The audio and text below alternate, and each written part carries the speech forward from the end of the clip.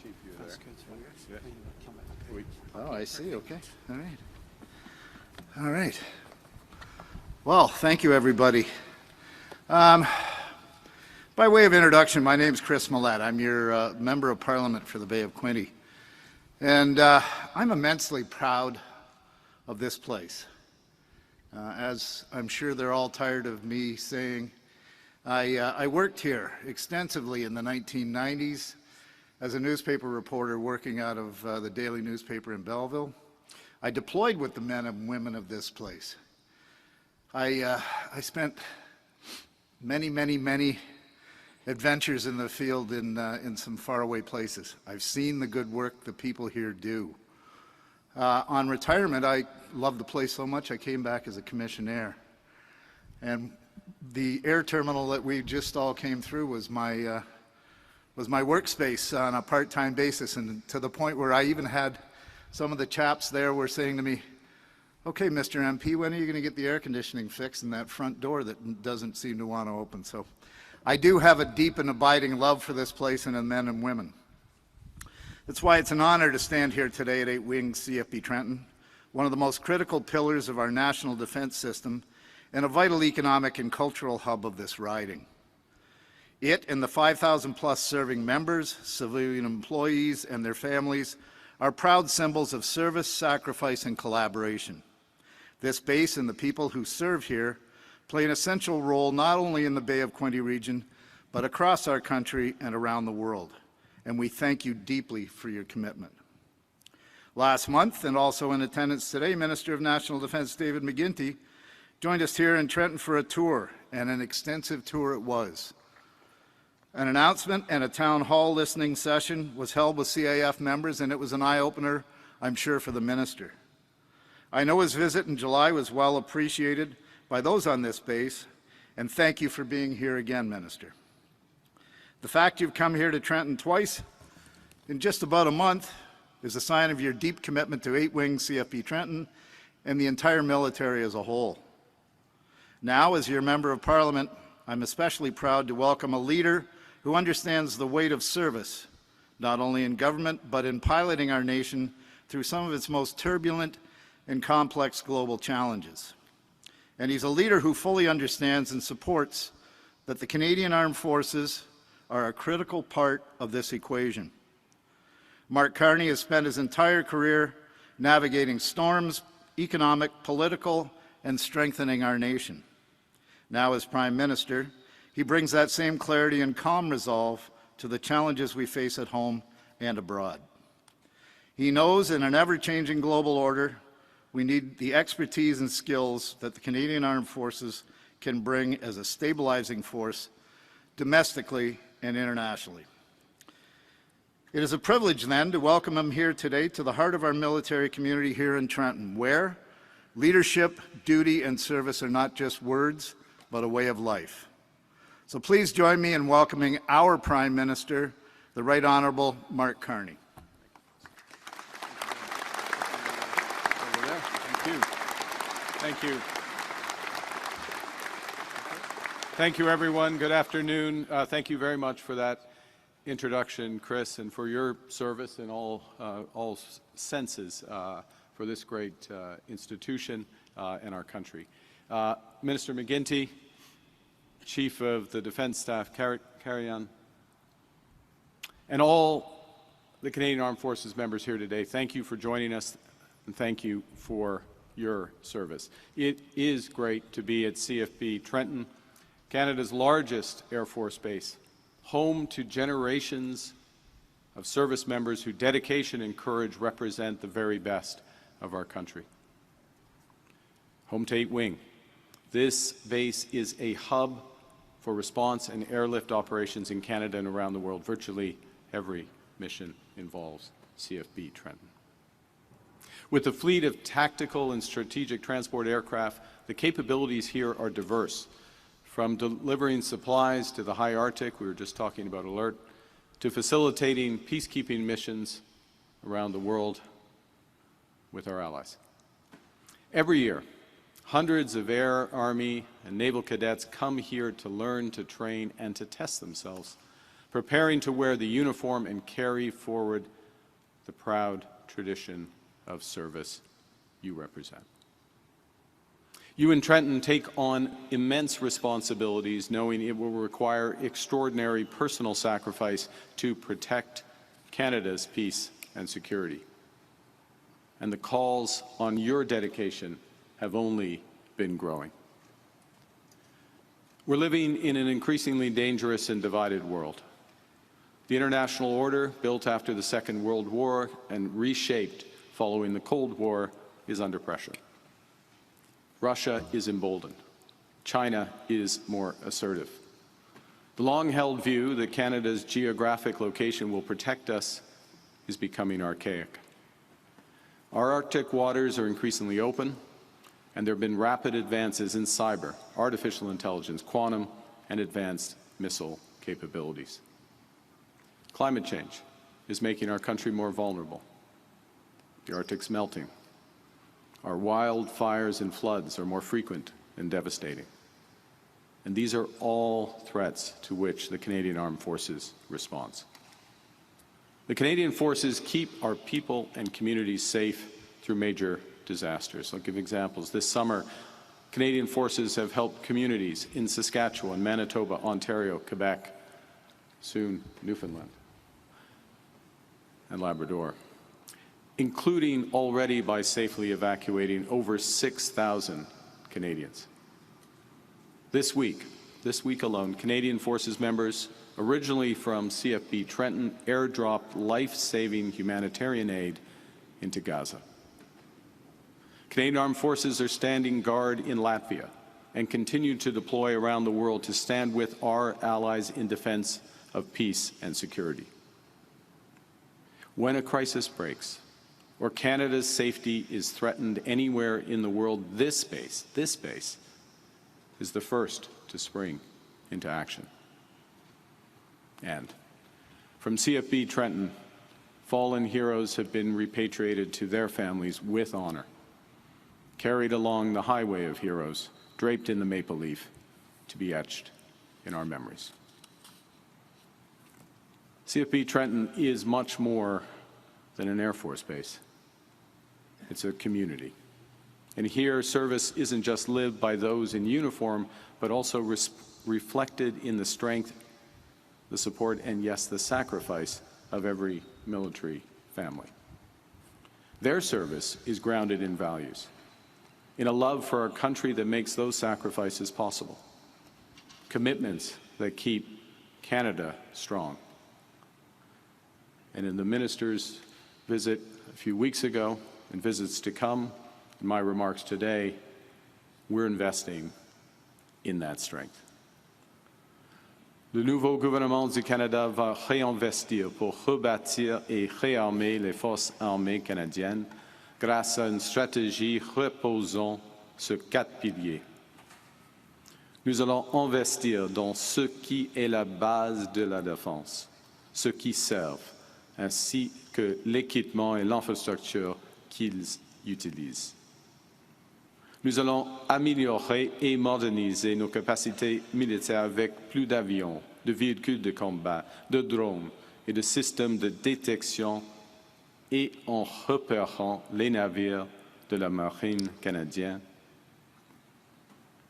Nous allons renforcer l'industrie canadienne de la défense et finalement, nous allons diversifier les partenariats du Canada en matière de défense. Au cœur de ces investissements se trouvent les hommes et les femmes des forces armées canadiennes.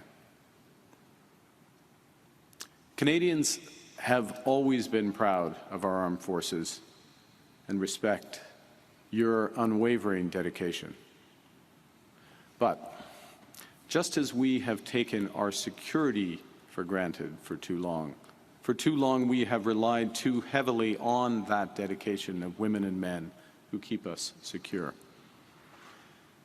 As the demands on our Canadian Armed Forces have increased, their resources and their salaries have not kept pace. And these are the men and women we trust to wear the maple leaf, the Canadian flag, and to risk their lives for it. Their pay, your pay, should reflect the weight of your responsibilities. In Halifax a few months ago, I shared our vision to rebuild, rearm, and reinvest in the Canadian Armed Forces in order to protect Canada's sovereignty, to bolster our industrial capacity and create new careers for our workers. And at that time, I committed that Canada's new government would raise the pay of all members of the Canadian Armed Forces. And today, with Minister McGuinty and with Deputy Malette, I'm proud to fulfill that commitment by announcing that all members of the Canadian Armed Forces will receive a pay raise. Specifically, there will be an 8% raise for colonels and above, a 13% raise for lieutenant colonels and below, and a 20% raise in starting pay for privates in the regular force. These increases will be retroactive to April 1st of this year. There'll be increases on top of base pay, putting more money in the pockets of everyone. We will also introduce a new military service pay benefit specifically tied to time in service, so that paychecks honor years in uniform. We will also introduce additional supports in the coming months for members preparing for combat and high-risk training, so they are paid fairly in addition for those intense commitments. We will make posting allowances fairer, based on how many times members have had to uproot their lives, the lives of their families, to protect ours. And will give more support when those moves take them far from their families. And if the members of the forces are called to serve here at home in a flood, a wildfire, or another disaster, we'll recognize that service with increased pay as well. And finally, we will target extra support to the critical trades where we need the personnel the most, so we can keep the Canadian Armed Forces ready at all times. These increases in pay and incentives will help us to revitalize and transform recruitment and retention, to bolster force readiness, and to ensure that members in uniform have the confidence and certainty that they need. At Canadian Armed Forces bases like Trenton, service isn't an abstract ideal, it's a lived reality. And in that lived reality, behind every member in uniform, there's a family that serves right alongside them. Spouses who pack up the house on short notice, move across the country or around the world and build a new life from scratch. Kids who have to change schools and leave friends behind. Parents who spend holidays with an empty seat at the table, trusting the child they raised will make it home safely. So when we raise pay, we're not just recognizing the Armed Forces member, as important as that is, we're also helping to strengthen their families. Higher pay means greater financial resilience, more stability, more career choices for spouses, and more opportunities for their children to pursue their dreams. Lorsque les membres des forces armées seront mobilisés ici, au pays ou outre-mer, ils pourront se concentrer sur leur mission, sans autre préoccupation. C'est comme ça que nous faisons en sorte que lorsque les Canadiens et Canadiennes sont en détresse, lorsque nos alliés appellent à l'aide, ou lorsque notre souveraineté est menacée, les forces armées canadiennes seront prêtes. Now, in addition to the substantial pay raises, we're focused on providing our CAF members with the resources that they need and deserve. Canada's new government recognizes that our military infrastructure and equipment have aged, hindering our military preparedness. We recognize that only one of our 4 submarines is seaworthy, that less than half our maritime fleet and land vehicles are operational. So we're modernizing our military equipment and technology. We're building up our own defense and security industries and diversifying those international defense partnerships. With investments of over $9 billion this year, Canada will reach our 2% NATO pledge, 2% of GDP NATO pledge, half a decade before schedule. And we will further accelerate our investments in years to come. At the NATO summit earlier this year in The Hague, the Minister and I announced Canada's intention to meet the new defense investment pledge of 5% of annual GDP over the next decade, by 2035. And to put that into context, our total spending on defense and security will quadruple by the end of this decade relative to 2023-24 levels. Now, we are laser focused on ensuring that this spending has the maximum impact on behalf of all Canadians. That means working with the best partners. It means getting maximum value for money with the greatest benefit for jobs and economic activity here in Canada. And that's why in June we concluded the new EU-Canada Security and Defence Partnership to advance Canada's participation in the European Security Initiative and Rearm Europe plan. This will give us better access to European defence partners for our needs, and it will give our defence suppliers greater opportunities to help supply Europe's needs. We are also in the process of creating a new defence procurement agency to move at pace to get our armed forces the equipment that they need when they need it.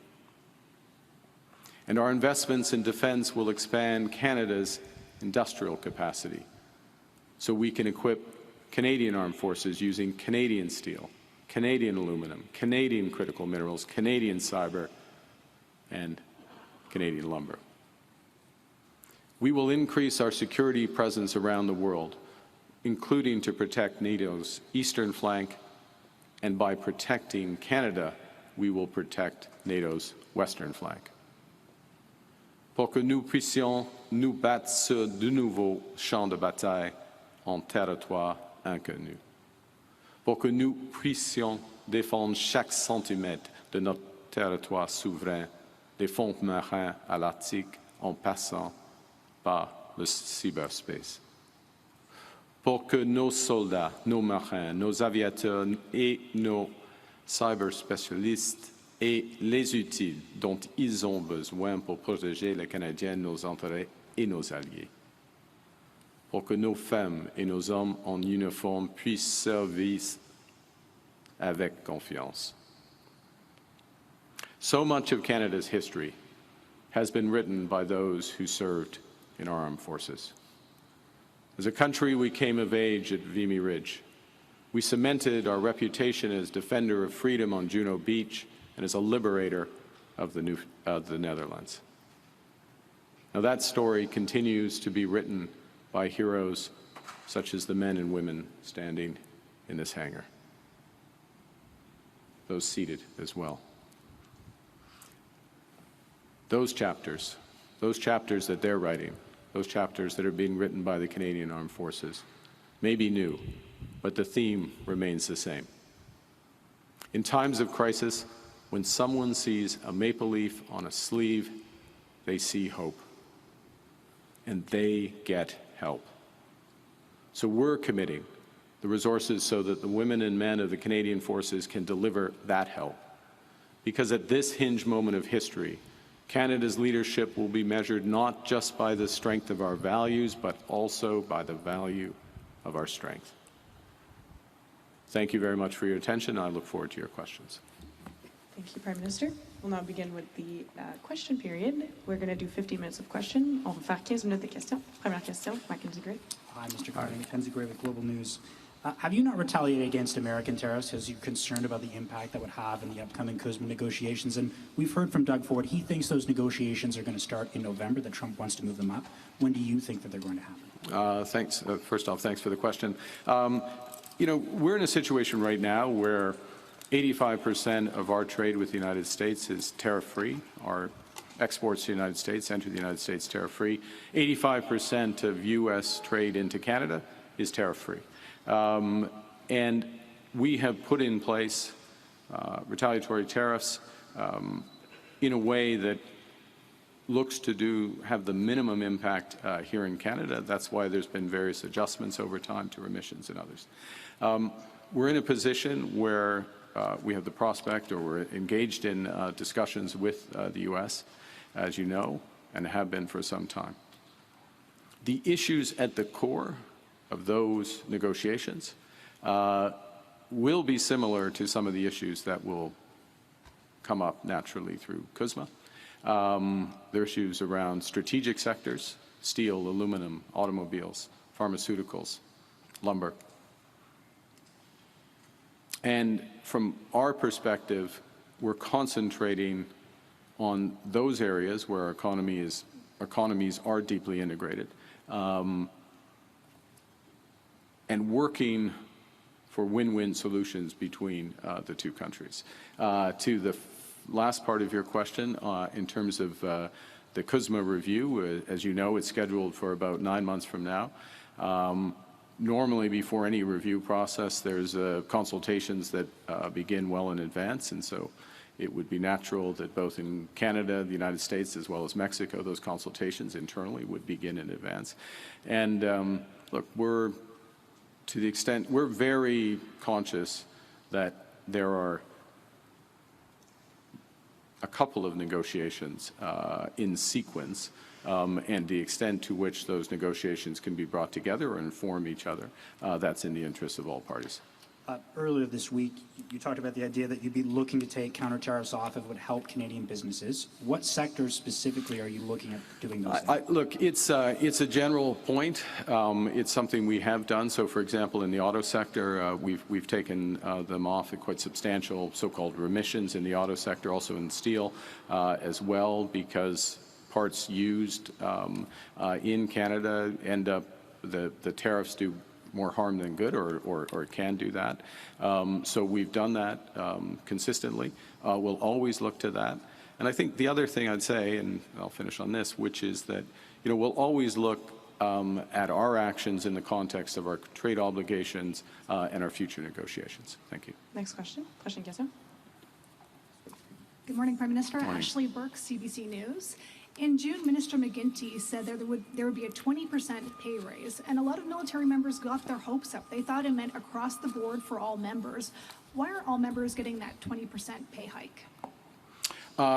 This is a generational change in pay for the Canadian Armed Forces, and what we're doing is doing several things. One is the increases, the 20% for those coming into the forces, those the privates, 8% up to the level of lieutenant colonel, 13% up to the level of lieutenant colonel, and then 8% colonel and above.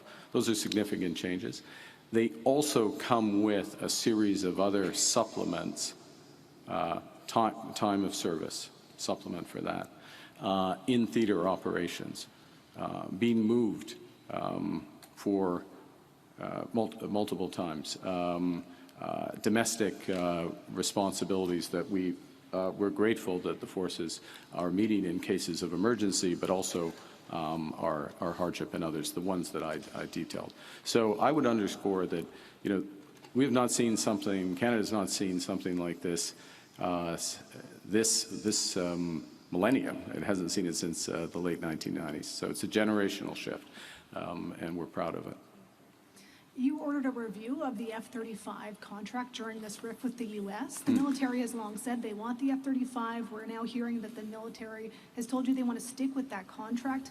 Did you expect the forces to potentially say something different? And how much of this is part of a negotiation tactic with the President Trump? No, I'd say a couple of things. First off, the review is not completed, so there's no settled advice into the government. First point. Second,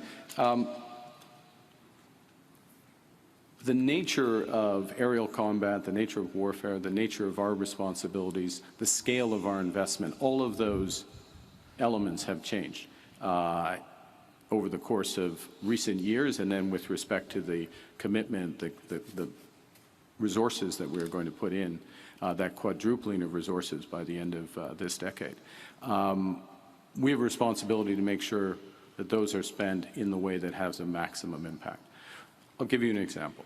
We have a much greater threat, associated responsibilities in the Arctic. We've taken a number of steps over the Horizon Radar, early stage of that process, having forces on land, air, and the sea, 365 days a year, moving that from 4 months. But we also need the appropriate air capabilities for the Arctic, for the runways in the Arctic, for the threats that we're faced in the Arctic as well. And so part of the consideration is the F-35 best suited for that relative to other options. Other considerations, as Canadians would expect, is value for money and economic impact here in Canada. So I would make the core point that the review is driven by the need and the responsibilities and approach that we're taking to making sure that this very large and necessary investment in defense is done so most effectively. Next question, Canadian Press. Hi, Mr. Prime Minister. Kyle Duggan from the Canadian Press. Can I get your reaction to Israel saying that Israel planning to take over Gaza City? Yeah, thank you for the question. Well, I would say first, we join others, many others, in viewing that this is wrong, that this action is not going to contribute to an improvement in the humanitarian situation on the ground. It is going to put the lives of the hostages at greater risk rather than lessening it. We reiterate our call for an immediate ceasefire. We reiterate our call for Hamas to immediately return all of the hostages and their remains. We reiterate that Hamas has no role going forward, and we'll continue to work with our allies to contribute what we can to achieving those outcomes. Thank you. And as a follow-up, could I get your reaction to the jobs reports, loss of 41,000 jobs, worse than expected? Thank you. Sure. A couple of things. One is that obviously we look very closely at developments in the labor market. We had a very strong job report in June, over 80,000 jobs created. We now have the July jobs reduction of just over 40,000. What's interesting about, if you look across those areas, the geographic spread is, in the July report, is more in Western Canada. It's in Alberta and Saskatchewan. Less in the manufacturing sectors where we will expect, we expect to see pressure. And there are pressures, which is why we're taking action in steel and lumber, and we will in autos and other areas. I'd also note that in that jobs report, the unemployment rate held steady, and for the second straight month, we've seen a further acceleration in wage growth. So wage growth now at 3.5%, up from below 3%. So wage growth now outpacing the growth in CPI. So that, combined with the tax cut that we put in place, combined with the removal of the consumer carbon tax and other measures, progress on cost of living. Just to be clear, progress. We're not satisfied that that's enough. There's much more that needs to be done, which is why we're looking to make sure and to bring it back to today, and why we're here. We're looking to make sure, and we will make sure, that as we build our military, we'll build our economy as well. Thank you. Prochaine question. Oui, bonjour, Andréane Bonjour. Williams de Radio-Canada. Première question, on parle d'un investissement de 2 milliards de dollars annuellement. Quel est le retour sur investissement pour les Canadiens? Tout d'abord, oui, c'est un investissement, mais au fond, c'est correct, c'est équitable. Parce que les membres des Forces armées canadiennes ont beaucoup de responsabilités. Ils font beaucoup de sacrifices pour notre pays. Et ce qui est clair est que leurs salaires ne sont pas à un niveau, avant que cette augmentation, un niveau approprié. Premier point. Deuxièmement, en ce qui concerne le rendement, si on peut dire, pour cet investissement, c'est la sécurité de notre pays. au fond. À un moment où beaucoup de Canadiens, beaucoup d'Ontariens craignent de perdre leur emploi en raison des tarifs douaniers, il y a beaucoup d'incertitudes. Comment justifier que des membres des Forces armées canadiennes obtiennent une augmentation de salaire alors qu'il y a des fonctionnaires qui demandent la même chose depuis longtemps? Oui, depuis longtemps, mais depuis longtemps, il n'y avait pas une augmentation des salaires pour les Forces armées canadiennes. Et les hommes et les femmes ici, et à travers le pays et à travers le monde, ils travaillent pour les Canadiens, ils sacrifient pour nous, sans une augmentation de leur salaire. Alors c'est une question de timing, mais au fond, c'est une question d'être équitable. Je suis fier de cette initiative. Next question, CTV. Oui. Judy Trin, CTV News. Prime Minister, given that you have said that Canada will recognize a Palestinian state, and given that Prime Minister Netanyahu has an arrest warrant issued by the International Criminal Court, and yet he is still considering he wants to take over parts of Gaza City, will the Canadian government consider sanctions against Israel? Thank you for the question. We are working on multiple fronts to try to bring a level of stability to the region, then security, then peace to the region. And in terms of those fronts, yes, working with allies, working with the French, working with the British, working with partners in the Middle East, other partners in the Middle East, to work towards stabilization of the situation. And we don't see the road. What we see is the erosion of the possibility of a two-state solution because of facts on the ground, actions on the ground, and that's why we made the announced the intention predicated on various factors that we did. But what we're also doing, and again, I want to bring it right back to where we are today, is doing what we can under extremely difficult circumstances to provide humanitarian aid to those suffering in Gaza with our Jordanian partners, but very importantly, directly with the Canadian Armed Forces. Earlier this week, just under 22,000 pounds of aid brought through Cyprus and airdropped into Gaza. And that's the forces at its best in one of the worst situations in the world. Prime Minister, are sanctions on the table against Israel? Is that being discussed? Look, there's various routes, immediate assistance, the work we're doing, as I say, with partners. We've made announcements. I'm not on the cusp of making another announcement at this point. Next question, New York Times. Ian Austin. Yeah. Prime Minister. I don't think anyone disputes the sacrifice and dedication of most members of the armed forces, but even the head of the Army has recently expressed his immense frustration at what's happened to the force's reputation because of those groups in Quebec City and the online group in Ottawa. What do the forces need to do to wind that back to?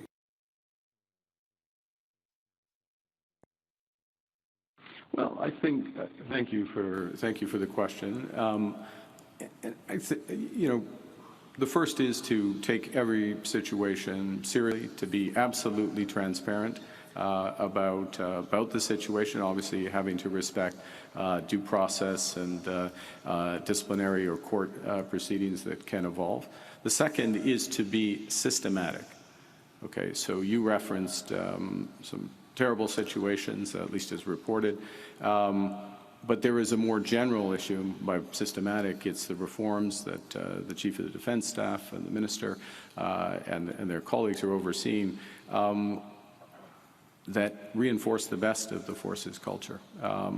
First point. The second, what comes with that in being systematic is you survey the forces and you have mechanisms to discover, as you should in any organization, your organization, the Government of Canada, where you can report where there are harassment issues or issues of hate speech or other elements. track those, work to reduce those. And what we're also very much informed by, and the Minister and the Chief can speak more directly to this if needed, is that a very comprehensive report was done by Louise Arbour, and over 60% of those recommendations are already implemented, and the forces are working through the balance. So first is to call it what it is. Secondly is to be systematic about understanding what's going on across a huge, complex organization. That's as true for the Government of Canada as it is for the forces, as it is for private sector organization. And then taking action on the specific cases, but also doing those systematic reforms, which I just referenced through the Arbour recommendations. We'll have time for one last question. Hello, Prime Minister. Tim Durkin with CJBQ and Quinte News in Belleville. Certainly a big news announcement, not just for the area, but for the entire country. You did speak on it quickly, but I was wondering if you could just circle back to the emergency response component of what the RCAF and CAF has been doing this year.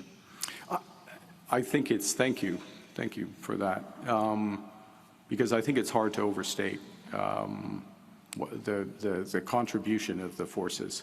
And I'm going to speak specifically to the wildfire situation.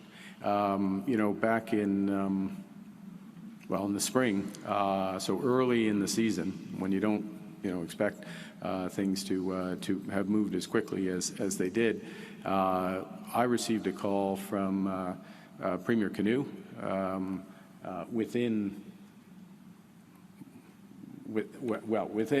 I'm going to say an hour, but it was less than an hour, connected to the Minister, who had already then connected to the Chief, and before a formal, what's called a request for assistance, which comes from a province, was put in place, the forces were deploying to extreme situations, or getting ready to deploy, I should say, to extreme situations where people, under threat, remote, in this case, largely Indigenous communities under threat, by being encircled by fire, and airlifted out. The C-17s, I'll get my planes right, the C-17s have been lifting Chinooks out to some of these hotspots so that the forces can do that work. So across, sadly, we're now probably at half, we are at half of our provinces where the forces have deployed. And this is above and beyond, this is above and beyond their core responsibilities. And they do it without hesitation. They're literally running into the fire in order to provide those services. Over 6,000 Canadians have been evacuated, and many more have received the reassurance that if needed, they would be as well. And that's hard to quantify, and we're very much in their debt. And again, to go back to the earlier question, I'm sorry to keep bringing it back kind of into today's announcement. There's no extra pay for that, or there hasn't been. There's no, and there's no questioning of that, of course, by the forces. But we think in terms of fairness, there should be, and there will be. Thanks. Thank you. This was an end to our press conference. Okay. Merci. Merci beaucoup. Okay.